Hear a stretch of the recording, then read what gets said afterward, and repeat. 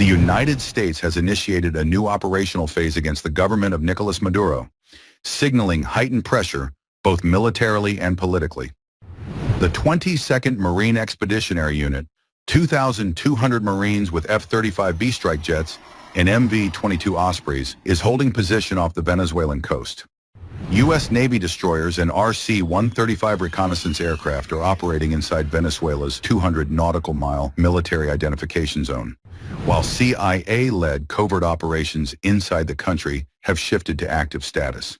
As of 24th November, the U.S. has formally designated Maduro, Diosdado Cabello, and Vladimir Padrino Lopez as leaders of the Cartel de los Soles foreign terrorist organization.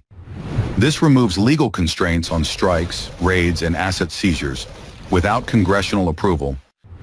Within hours of the latest U.S. security alert, 6 international carriers suspended all flights to Caracas, effectively beginning an air isolation of the capital and highlighting the immediate civilian impact.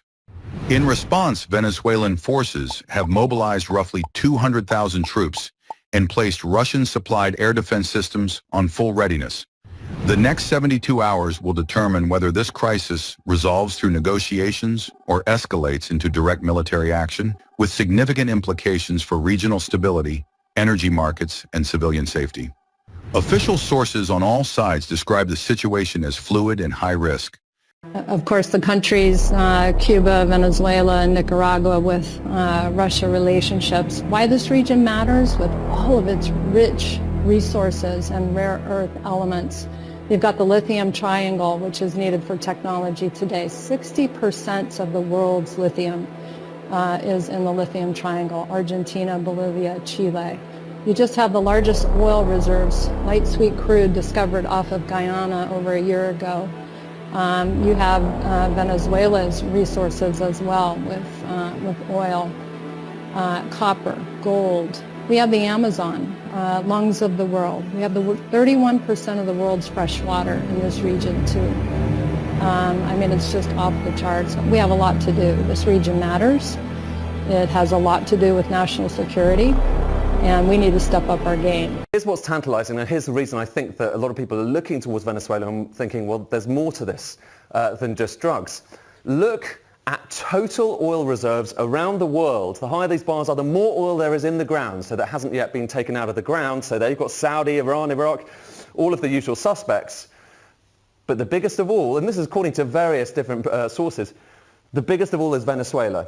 And what's that oil? It's the heavy, tarry stuff that you might well want to put into those American refineries. And there is really only one other place in the world that has a kind of serious amount of heavy oil other than Canada and Venezuela. And lo and behold, guess where that is? It's Russia. All of which is to say, you know, it matters what kind of oil America needs. Una vaina, oye, marico, por algo está pasando. Verga, marico. Ignacio, otra vez en el aeropuerto, papá. Pa, ¿qué hacemos? Pa, ¿qué hacemos?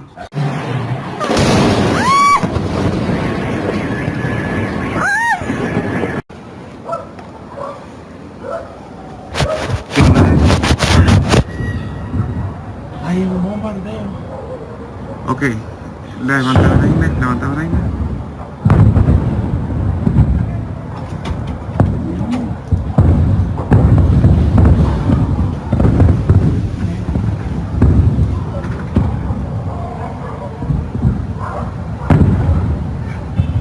Pues llámame mamá. Vamos bien, Miche, vamos bien.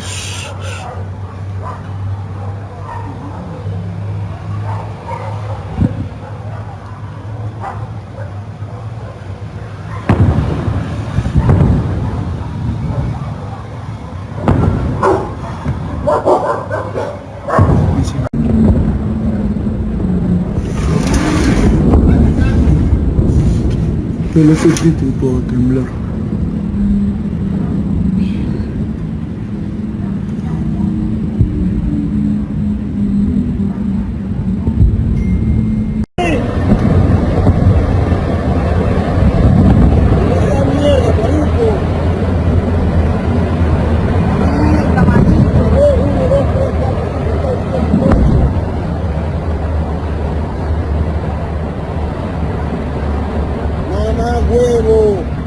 locura!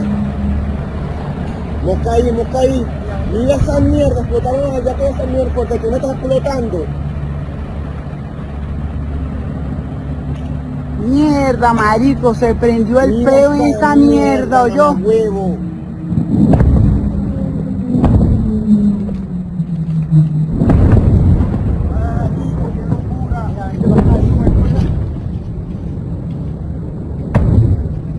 Marico, llegamos a tiempo a la casa, ¿oyó?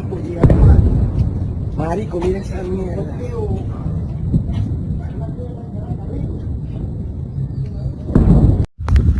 No, marico, esto no puede ser en serio. Marico, vamos a moverla. Graba ahí.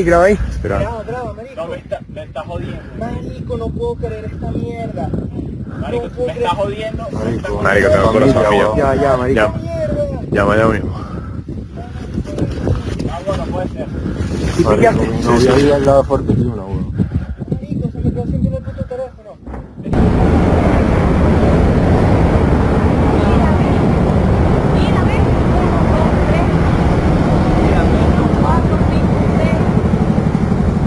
Es en serio, mi hermano, la vaina es en serio. Rumbo a Higuerote. La vaina no es mamadera de gallo. Escúchenme. Rumbo a Higuerote. Miren. Miren, la vaina es bien en serio. Mi gente. La vaina es en serio. La vaina no es mamadera de gallo.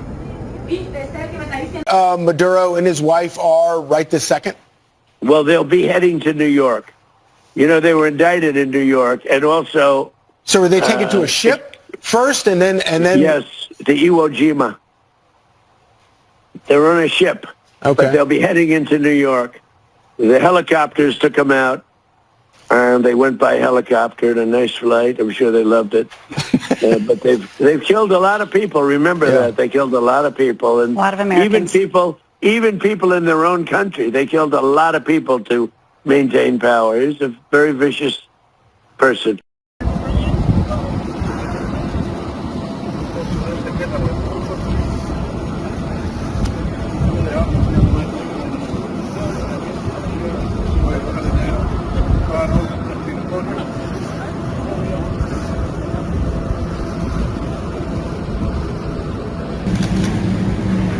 Night, qué triste. Good night. Happy New Year.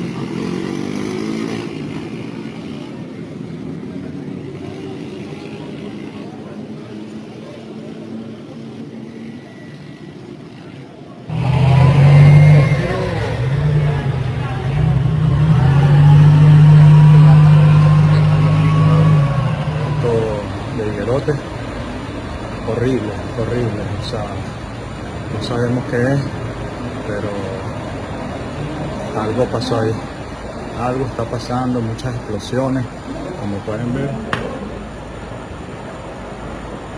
pero horrible, o sea, un coñazo demasiado fuerte.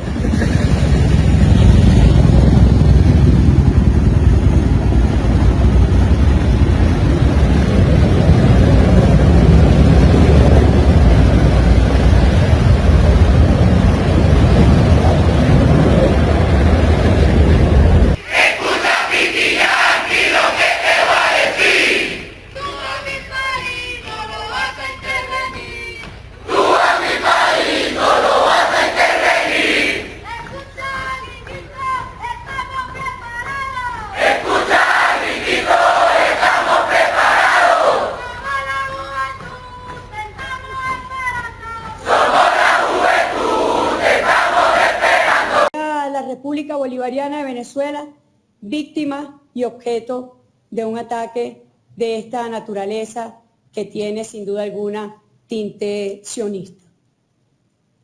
Es realmente vergonzoso. Lo dijo nuestro padre libertador en la Carta de Jamaica. El velo se ha rasgado, ya hemos visto la luz y se nos quiere volver a las tinieblas. Se han roto las cadenas, ya hemos sido libres y nuestros enemigos pretenden de nuevo esclavizarnos. Si hay algo que el pueblo venezolano y que este país tiene muy claro, es que jamás volveremos a ser esclavos. Se activa toda Venezuela y el decreto que ya fue suscrito por el presidente Maduro, único presidente de Venezuela.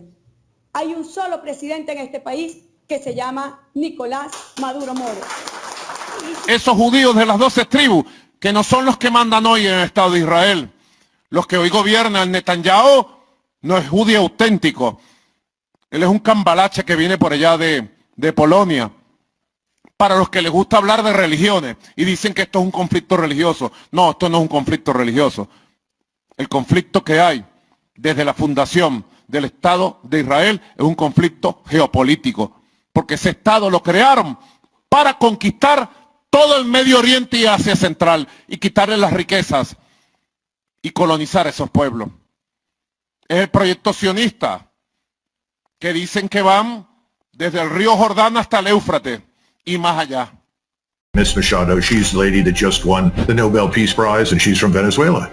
And she said, if we're liberated by the U.S. Armed Forces and they remove Maduro, our first act will be to move the Venezuelan embassy to Jerusalem. What does that have to do with... I'm completely confused. Like, what? Well, you can't be that confused. I think she's hit on something very important. She's figured out where the power lies. And she's playing to the audience that makes the decisions. Guess the religion of the judge who's going to be presiding over the sham trial of Venezuela's leader, Maduro. It's not surprising. Maduro's being held in New York City, MDC, Brooklyn. Same place Luigi Mangione is currently at. Also same place Puff Daddy was, and only a couple miles from the prison Epstein spent his last days. But let's look at how Israel is behind every single aspect of the Venezuela takeover and how they benefit. The next ZOG leader to be put in place is Maria Machado. Look, she's even doing the Anna Kasparian meme. She's guilty already. Why do they all do that?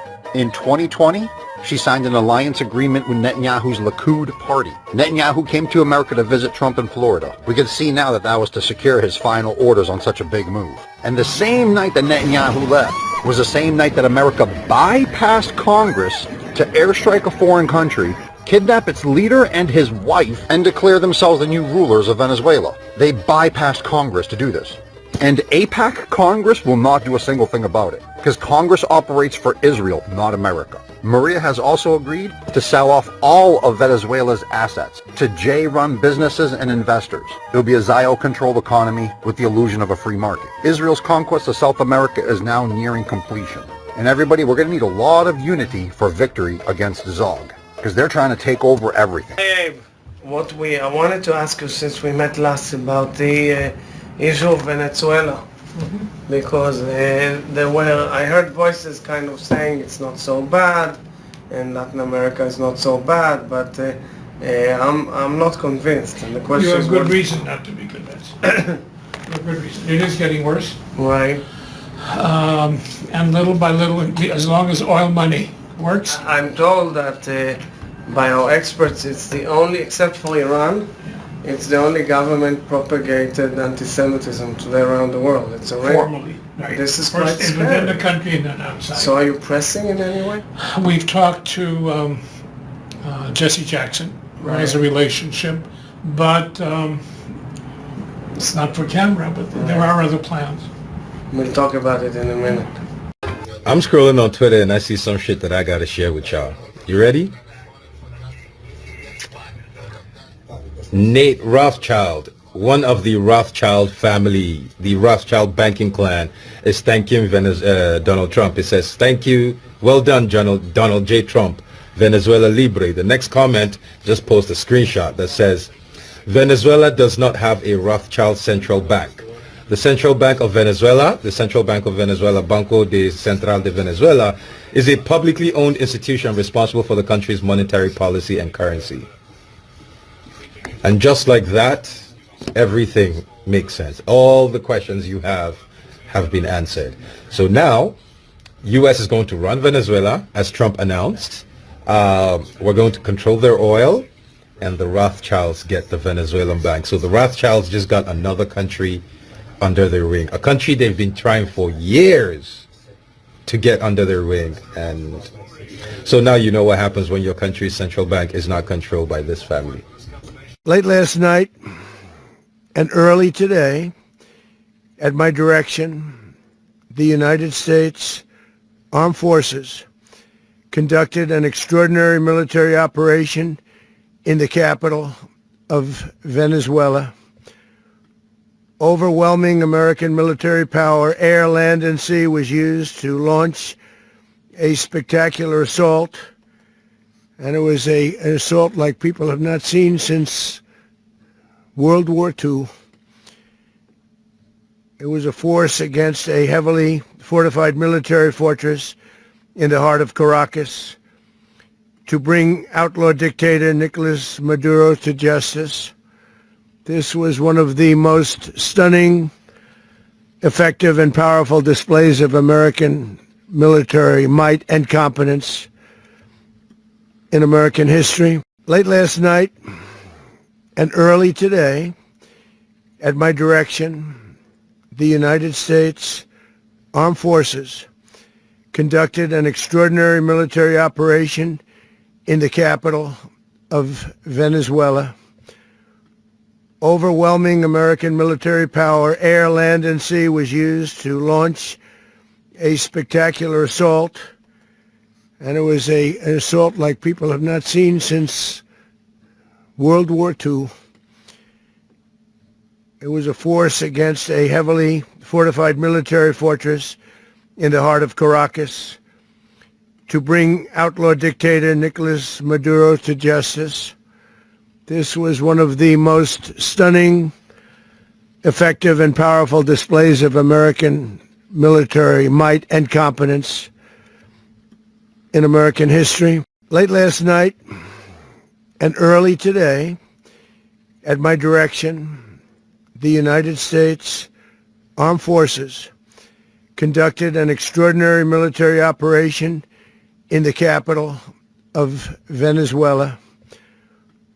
Overwhelming American military power, air, land, and sea, was used to launch a spectacular assault. And it was an assault like people have not seen since World War II. It was a force against a heavily fortified military fortress in the heart of Caracas to bring outlaw dictator Nicolas Maduro to justice. This was one of the most stunning, effective, and powerful displays of American military might and competence in American history. Late last night and early today, at my direction, the United States Armed Forces conducted an extraordinary military operation in the capital of Venezuela. Overwhelming American military power, air, land, and sea, was used to launch a spectacular assault. And it was an assault like people have not seen since World War II. It was a force against a heavily fortified military fortress in the heart of Caracas to bring outlaw dictator Nicolas Maduro to justice. This was one of the most stunning, effective, and powerful displays of American military might and competence in American history. Late last night and early today, at my direction, the United States Armed Forces conducted an extraordinary military operation in the capital of Venezuela. Overwhelming American military power, air, land, and sea, was used to launch a spectacular assault. And it was an assault like people have not seen since 90%. Each boat kills 25, on average, 25,000 people. We knocked out 97%. And those drugs mostly come from a place called Venezuela. We're going to run the country until such time as we can do a safe, proper, and judicious transition. So we don't want to be involved with having somebody else get in and we have the same situation that we had for the last long period of years. So we are going to run the country until such time as we can do a safe, proper, and judicious transition. And it has to be judicious because that's what we're all about. We want peace, liberty, and justice for the great people of Venezuela, and that includes many from Venezuela that are now living in the United States and want to go back to their country. It's their homeland. We can't take a chance that somebody else takes over Venezuela that doesn't have the good of the Venezuelan people in mind. We've had decades of that. We're not going to let that happen. We're there now, and what people don't understand, but they understand as I say this, we're there now, but we're going to stay until such time as the proper transition can take place. So we're going to stay until such time as we're going to run it, essentially, until such time as a proper transition can take place. As everyone knows, the oil business in Venezuela has been a bust, a total bust, for a long period of time. This is Micah 2:2. And they covet fields and take them by violence, and houses and take them away. So they oppress a man and his house, even a man in his heritage. Kahala Yahweh Bashim Elshai, Bashim Krokodash. Double honors my teachers, the apostles and elders of Great Millstone. Peace and mercy to the elect, with the house of David reborn again in this generation. And Shalom to the 130 Yashkuala, who today are known as the Negroes, Latinos, and Native Americans, who before losing our true heritage, we were known as, and still are, the true Hebrew Israelites of the Holy Bible. As Salak Yakim for putting together such a long plethora of videos, but this is just what I was able to collect from the day, from Saturday when this event went down. And I'm sure a lot of you have seen videos that the other Akim are doing, that the news is pushing, but I thought the videos that I gathered were clips I haven't really seen around on the mainstream media, at least. But there's some pretty interesting things in there, namely showing that Esau, basically did go into Venezuela for its resources. And not only that, but because it doesn't have a centralized Rothschild bank, or a bank belonging to Amalek being the biblical name for the so-called Israelis. Also explaining how Amalek, he's had a plan for Venezuela, which he couldn't just talk about while he was being recorded, and that was all the way back in 2009. So, look at what's going on now, right? They have infiltrated the Venezuelan government, and as you've seen, they're going to basically put in a Israeli puppet, the Mercado lady, or whatever that lady's name is. I'm sure we're going to hear more about her, the one that won the Peace Prize.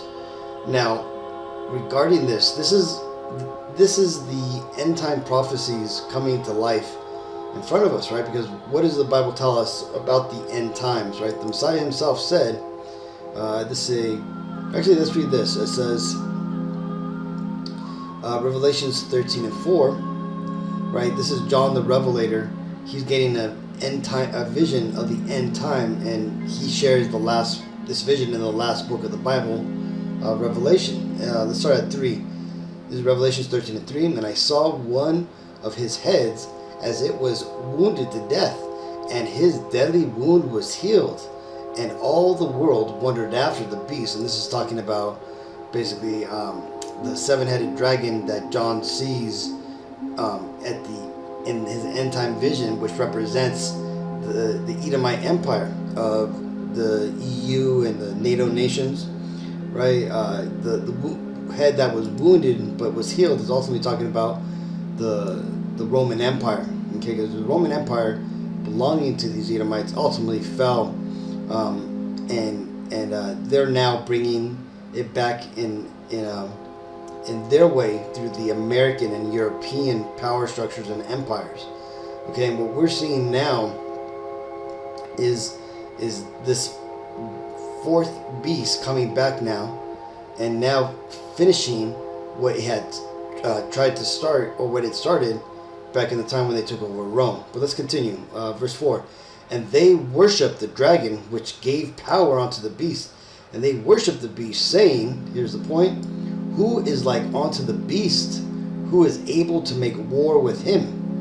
And from the videos that I just posted, right, this shows you how ferocious the U.S. military power is, right, where they could go into a sovereign country, they could surround it, they could, you know, basically the civilians are powerless to do anything, you know, from it, and even governments aren't able to do anything from it, right? Remember, America, Babylon the Great, as it's called in the Bible, spends more on its military than the other countries in the entire world combined.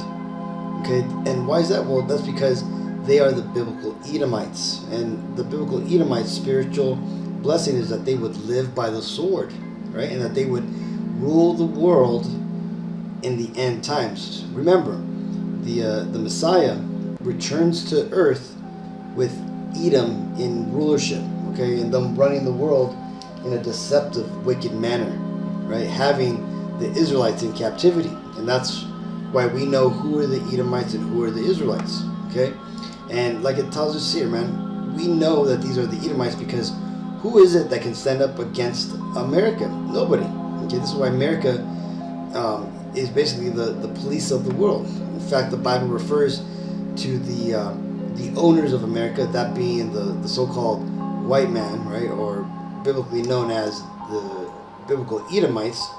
It calls them the hammer of the earth, okay, and God's tool, okay. The Lord is using these Edomites to punish the world, okay, and pretty soon the Lord's going to be done with his experiment, and he's going to be done away with these Edomites because he's no longer going to need them. And what else does the Lord say? Well, this is Matthew 24:6. And ye shall hear of wars and rumors of wars. See that ye be not troubled, for all these things must come to pass, but the end is not yet. Right? And this is a war. Okay, the war playing out, you know, from against Edom and against the tribe of Asher. Because again, these Venezuelans, they are one of the 12 tribes of Israel. Okay, they are the true biblical Israelites, and they would be known as the tribe of Asher. Okay, along with like the Brazilians and all those brothers down there, right? Basically, if you look at the map, this is Asher. And those are all the countries that would fall under that, but namely, like you see here, right, Venezuela. And if you've been paying attention to Esau's agenda over these last couple of decades, he's been basically shooting at pretty much all the tribes. In fact, all the left-hand side here is for the most part controlled by Amalek. Argentina, Chile, Peru, Honduras, which is up over here, Mexico. So you could tell, so you could bet your bottom dollar that Colombia, they're next, right? There's already talks about them being taken out, and then also Brazil. And then after that, you're going to have these other countries that either Amalek is going to infiltrate, or he's going to basically corrupt. But again, this is all prophecy. Because why? Well, Matthew 24:21. For then shall be a great tribulation, such as was not since the beginning of the world to this time, nor ever shall be.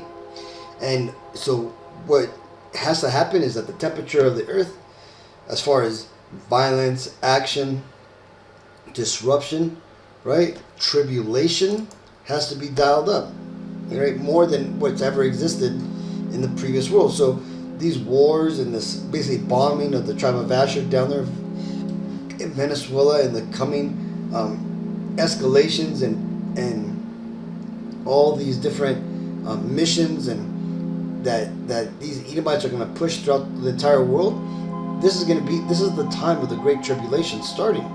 Okay, so these things are prophesied to come, and we are seeing them, you know, pop off in front of our eyes.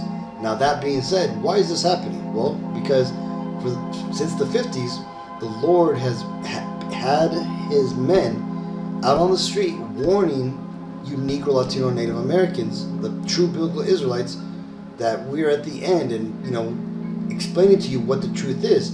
Now, a lot of our people, 2/3 of our people haven't hearkened on to this message. They haven't heard this and then believed it. They've either heard this and paid it no mind, they scoffed at it, but ultimately they did not hear it. Okay, meaning they didn't want to obey what the Lord asked of us. Now, because of that, now that the Lord is he's warned our people. Now the Lord is starting to bring in that judgment. And again, this is why you're seeing what's happening with the ICE raids, right? You're seeing what's going on there in Mexico. Mexico being threatened to be invaded by Edom because of its drug cartel affiliation with the government, which is basically Amalek, right? You have the tribe of Asher being affected. You got the Haitians that were allowed to come here in America as refugees now being basically vexed, and basically they're warning them that they're going to ship them back, right? So there's a lot of judgment coming down, and this is all because of this great tribulation that's prophesied to come, which is it's here now, right? This is Jacob's trouble that we're starting to see ramp up. This is Revelations 22:12. And behold, I come quickly, and my reward is with me, to give every man according to his work shall be. So that being said, with all these prophesied events coming to pass, Akim, it behooves us to, obviously pay attention to see, what's going on, but on top of that, to understand that the Lord is coming back. So meaning that we should be doing all that we can to please the Lord, and to ultimately be waiting for his return, right? Because why? Well, he tells you here, I come quickly, right? And what is the Lord's reward? Well, he's going to raise up the Israelites, right? The 1/3 of our people, 1/3 of Israel, that is. But then he's also going to bring the destruction upon the earth and destroy all the crowns and all the thrones of the world, where he's going to cast them down, as it tells you, right? And as far as the reward, this is what it's going to look like.